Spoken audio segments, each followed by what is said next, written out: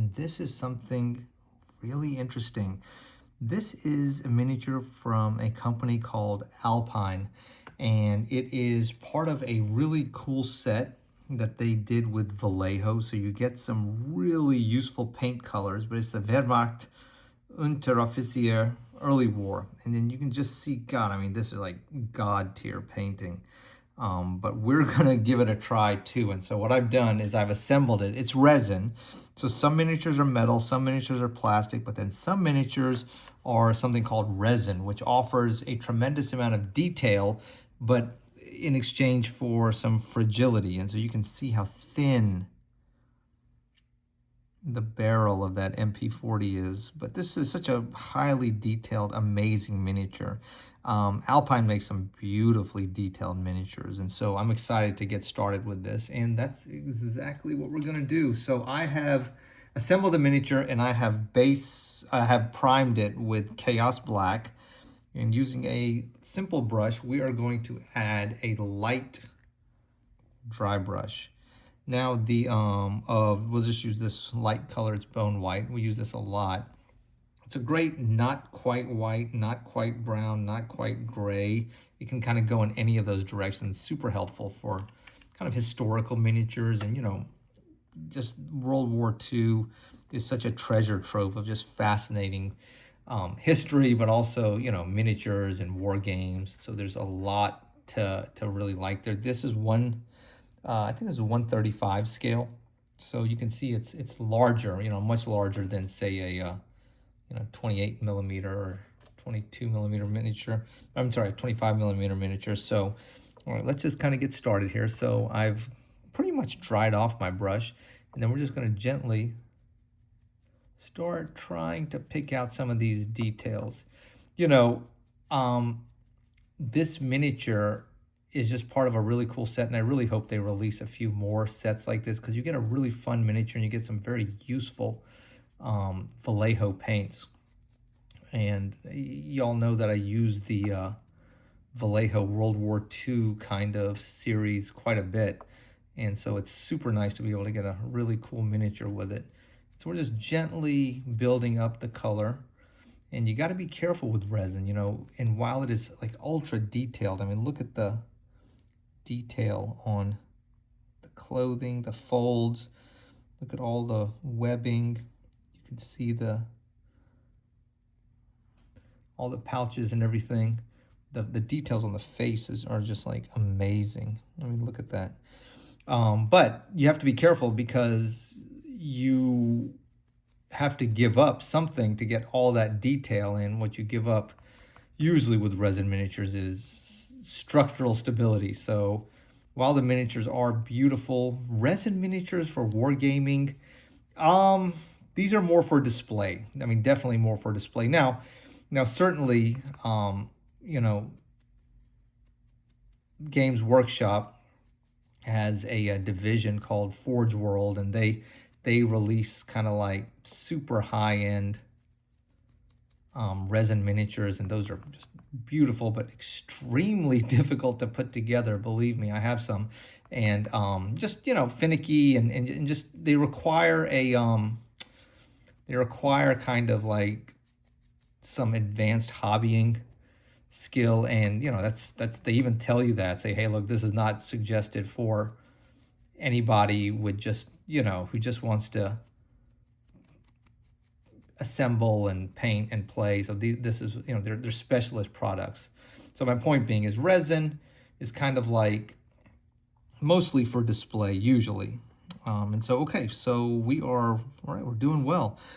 So we've got a simple dry brush of the bone white, and quite a bit of it, and then we're going to, I think, probably try to emulate some of the style on the of the reference image, and that is kind of like a kind of like an olive green uniform with some black webbing, the black HK, then probably some dark gray trousers, and we'll see what we want to do with the boots, probably black boots, Keep it real simple, but keep it classic.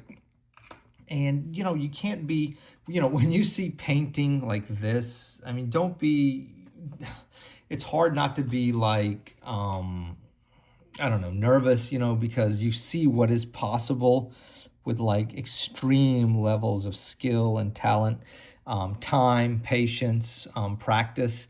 But, we're just trying to have fun with this. And so don't get overwhelmed with it.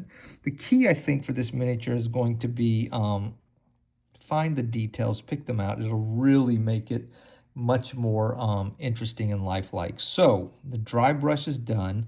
And then what I'm going to do, probably offline, is apply a few base colors and see which way this goes. Okay, quick check-in. You can see with these two colors, this is dark gray by Vallejo, this right here, and then this is the olive green. We have just used only two colors to create this so far, and it's coming together. Everything, whoops, you got to be careful with these resin minis. Thankfully that barrel didn't break. Gun barrels, a common thing that breaks in World War II miniatures, so thankfully we avoided disaster. But with two colors, here's what we got so far. All right, I'm going to add brown, maybe a few yellows, the skin tone, and the boots, and I will be right back. Maybe, see, I made a mistake here. I was kind of like on a roll, and I was like, oh, this must be the other side of the jacket. But no, this is actually a bag for our friends, so we need to kind of clean that up too. Okay, so going to add a few browns and yellows, and maybe some blacks for the boots, and maybe some skin tone. And I'll be right back and let y'all see what that looks like. But so far, so good. It's kind of coming together okay. All right, let's see how we ended up tonight. So this is about, I would say, about an hour's worth of work. And it looks, I think, really good. Let's get a zoom. That's always dangerous when it comes to minis. It looks great at arm's length, but so we are in there now, and you can see I tried the eyes. God, that's not easy. When you get up close, you can see how try to make some gradations and color variations on the uniform. Here's the back. God, this section right here with the the webbing is just tough, tough, tough. And tried to pick out some of these details as best I could. I think, this is going to still kind of require some work. I like the way the helmet turned out. That's a nice look. Let's go to 2x magnification. So, and then, then you can kind of see, okay, well, look, it's looking pretty well. The pants, I think, look really good. This actually has a little bit of Thunderhawk blue from Citadel, some dark gray from Vallejo, Thunderhawk blue, highlighted with sky gray. Boots look really good. They've got a nice worn-in look to them, don't they? So we're fighting. We're like in the fight for this miniature. I think I still need to do a lot of work on the uniform, on the smock on the top.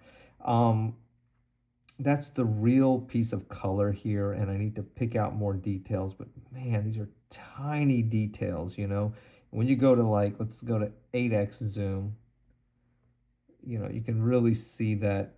Oh man, it really kind of starts falling apart at this kind of zoom. So we've got some more work to do. I mean, look how detailed this miniature is. I mean, it was really hard trying to pick out a lot of these details. But it's a beautiful miniature, just so well done. The face actually looks pretty good at 8x. The back looks good. The pants, I mean, look great. It's just the uniform, I think.